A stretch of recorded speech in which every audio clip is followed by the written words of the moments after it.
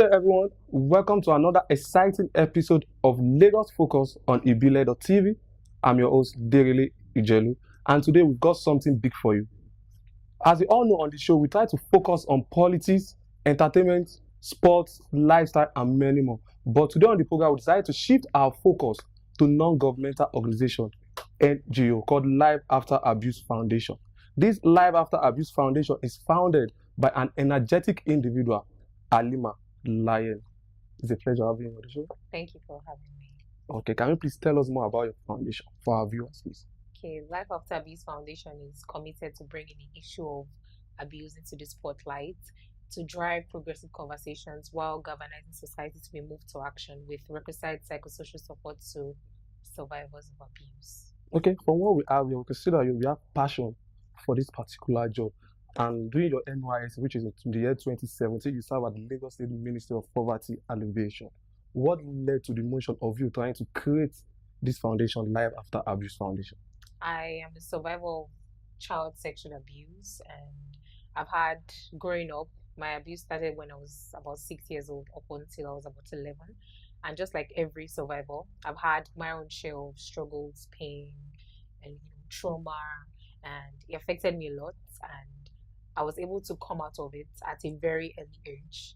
And I think that the drive for me started when I just wanted, someone out there to know that you don't have to find love, or you don't have to get to a certain stage of your life before you can completely heal. There's really nothing that we go through in life that we cannot completely recover from. And I think that was just the drive for me, and that was how I started, driving the conversation on life after abuse, on a fulfilling life despite and in spite of abuse. Okay, I'm sure most of our viewers might be a victim of sexual abuse and what have you.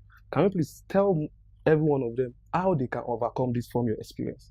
Okay, I think that first things first, when someone has been abused, the first thing that you need to do is to get medical and psychological support.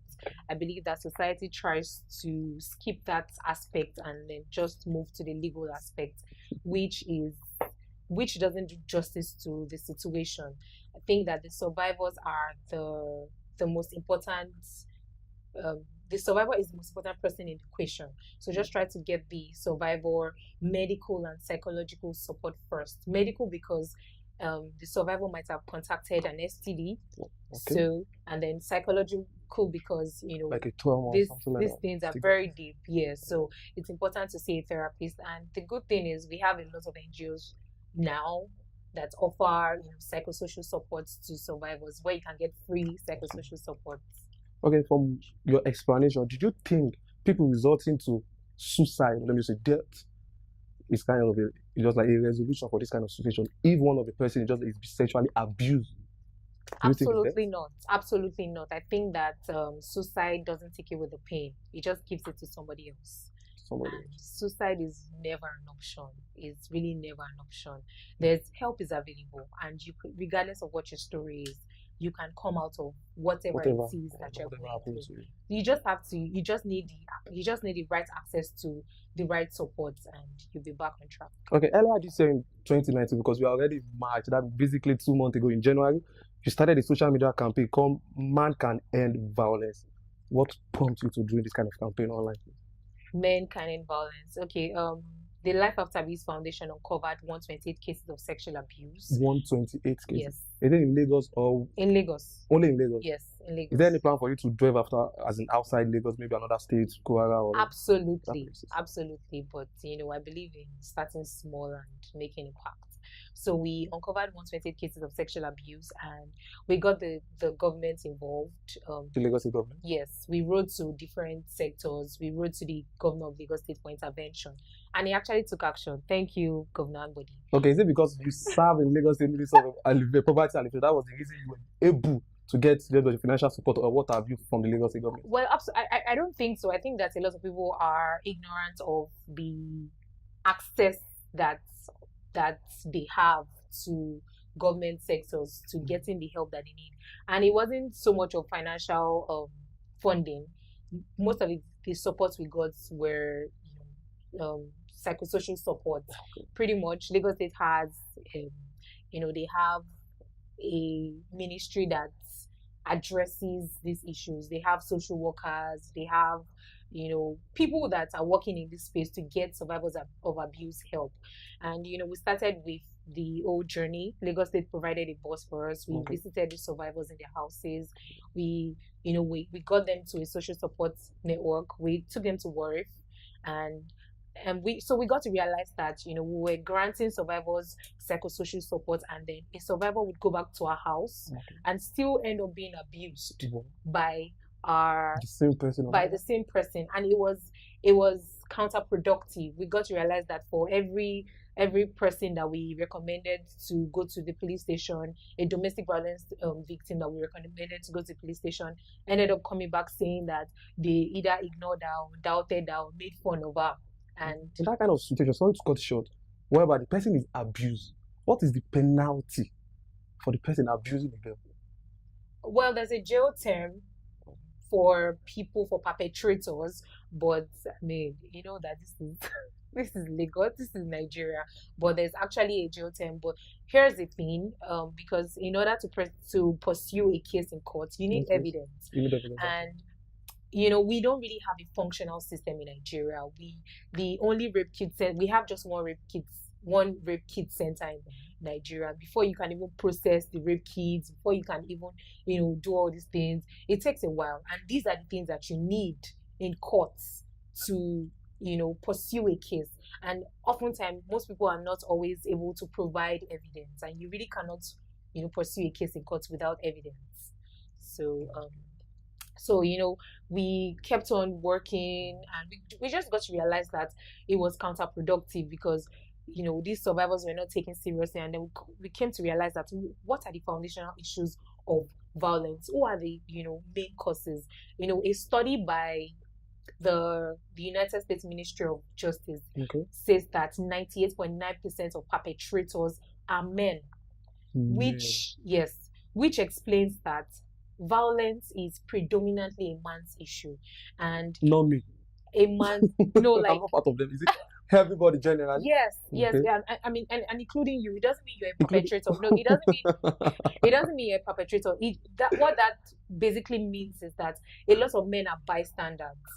Probably if your neighbor is beating his wife next door, a lot of people will just like who call me. I mean, it's none of my business. Yes, it's none of my business. Let them just handle their issue. We have a lot of men that are bystanders, and the whole idea of coming up with the Men Can End Violence campaign, it's geared towards getting men to take the Protection and Equal Rights pledge to support. There's a flyer that says, "I support protection and equal rights." It means that I support the protection and equal rights for every woman and girl. So we got men to take that pledge and to drive the conversation, to call men out. You know how you stand on a platform to address men, and I stand on a platform to address men. I mean, whose opinion would they find more respected? Your opinion, of course, because you're a man. So, that was what we wanted to change. We wanted to change the narratives. We wanted men to be the ones driving this conversation. And I can see you have passion to do this. Okay, there's another question, because this Life After Foundation, Abuse Foundation, is a foundation, and it deals with a lot of finances, so that you'll be able to just like execute some of your projects. And there's a young individual which is very, very passionate about this job. How do you try to get to source for funds to make sure that you actually just get this thing done in the right way?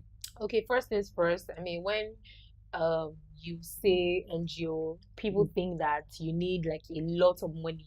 I mean, I started off as just some part-time, just some random passionate girl, and I started online. And when I first started off, when I wanted to start, project, I got 70 of my friends to commit to giving 3,000 naira every year. 70 of my friends and relatives. Is this feasible up to now? Yes, to give 3,000 naira. And the reason why most people were able to give was because I was already driving the conversation. They saw how passionate I was, and it was very easy for them to support my dream. And when it comes to implementing projects, we spend nothing less than 5,000 on every outreach. You just, it's just about the impact. It's not so much about, organizing a very big event that requires a lot of money. So I go to local schools in my communities, and then I pitch the idea to them. I would just like to come and talk to your students, and I gather my friends, and we just do our thing. Okay. And from what we also have another event coming up 23rd of March that is definitely this month. Men can end violence, because initially earlier this year 2019 you did a social media campaign for this, but this time around you tried to just like to make sure this thing is happening live so people can witness. Can you please tell us more about it, especially the viewers who would like to just like grace the event, please? So Men Can End Violence conference came up from a very high demand from people who took the pledge. We had people participate from all over Africa, and everybody was asking if it was an event. So we just said to do an event. So basically, the event is going to feature documentary screenings, pop clip presentations, and panel sessions. And we plan to talk about pressing issues that are affecting women, and issues like toxic masculinity, issues like men be a man culture, gender-based violence, rape culture, and pretty much, yeah. Exactly. Yeah. So how old is Life After Abuse Foundation, and what do you see Life After Abuse Foundation become in the nearest future? Let me just say 5 to 10 years. Life After Abuse Foundation is going on 3, and we hope to become a global brand very soon. How soon it is? Very, very soon. Watch this space. Very, very soon. Very, very, very, very soon might just be maybe 2 years, 4 years, 5 years. No, that's not soon. That's not soon. Please, girl, just give us the specific time, because I know you are very passionate about this and you are ready to take this to the next level with what we have. I'm sure if you have a lot of machinery, finance, you'll be able to take it to maybe to the global level. United Nations can recognize it. So that's what I'm asking. Where do you foresee this Life After Abuse Foundation? Well, to a very large extent, I believe that we've been able to attract a lot of attention. The Men Can End Violence campaign, we've been able to attract a lot of attention from even global leaders, from advocates and, world leaders and all of that. And we were very confident that very, very soon, we'll get the recognition that we desire. Okay, it seems you are very active on social media. For some of our viewers that would like to just like engage with you, and there's something about this, the what's it called, the sexual abuse. Some people are not just like they don't want to open up about the situation, but they want to do that privately. So for some day, I would like to just like meet you maybe on social media, DM me on Twitter and all that. Can you please give them your social media handles and your contact so that they can be able to get to you if they want? Okay, so you can follow us on Life After Abuse Foundation on Instagram. You can like us on Facebook at Life After Abuse Foundation, or you could just WhatsApp us on 081 480 90859. Again, please. 081 480 90859. Okay. Any final message for your viewers, please? There's absolutely nothing you go through in life that you cannot completely recover from. You just have to be willing to heal. All right, that's all we have for you on Lagos Focus on Ibile.tv. You've heard from the founder, Halima Layeni, the founder of Life After Abuse Foundation. Look at her, she's very passionate about this. Please, if you have any issue like sexual abuse, kindly contact her on our social media she has given you, and also WhatsApp her on our WhatsApp number. If you have any issue at all that you feel like you have nobody to talk to, you can contact Halima Layeni. She's going to help you out. And also, don't forget the Man Can End Violence coming up 23rd March. The location, please? University of Lagos. University of Lagos. That is Unilag Akoka, the University of First Choice. So you have to be there. University of Lagos, Men Can End Violence Conference, 23rd of March. Okay? I'm Adeyele Jelu. That's all we have for you on Lagos Focus on Ibile.tv. And also follow us on our own social media pages, Ibile TV Lagos, on Facebook, Instagram, and Twitter. And also subscribe to our YouTube channel at Ibile.tv. Bye.